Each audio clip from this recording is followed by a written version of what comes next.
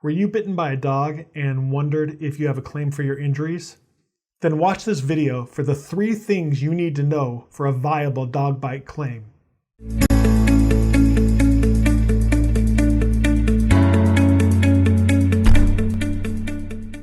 Hi, Barry here with the LawFull channel.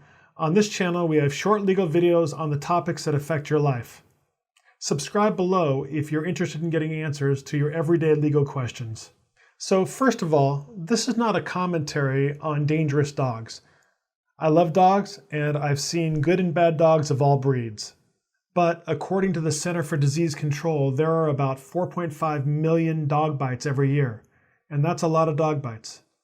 And the majority of them happen to kids between 5 and 9 years old. According to the Insurance Information Institute, dog bites cost insurance companies over $600 million in 2016.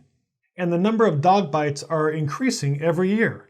From 2015 to 2016, they jumped 18%.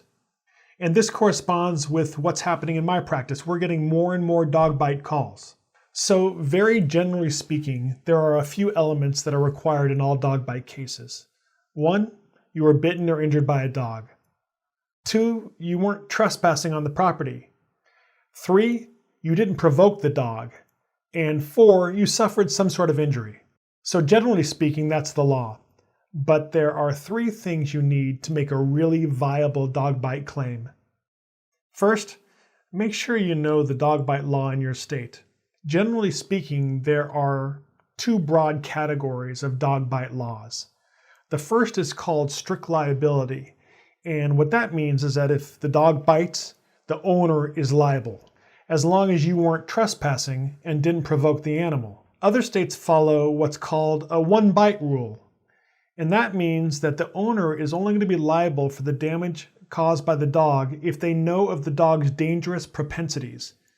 So for example, if a dog bit somebody already, then the dog owner should know, and they're on the hook for any subsequent action by the dog.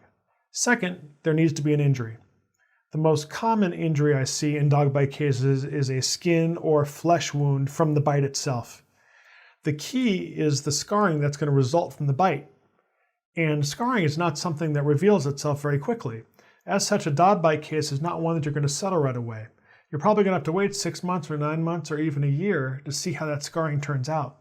Not only can you recover for your injuries, but you can recover if you miss time at work and for your medical expenses. And the third thing that you absolutely have to have in a dog bite case is insurance. If the dog owner does not have homeowner's insurance, it's likely that there's not going to be any place to recover from. People always ask, can't I sue the dog owner individually? You can. But just like an auto accident case with an uninsured driver, if there's no insurance proceeds to go after, it's very difficult to succeed. One final tip. If you do get bitten by a dog, always file a police report.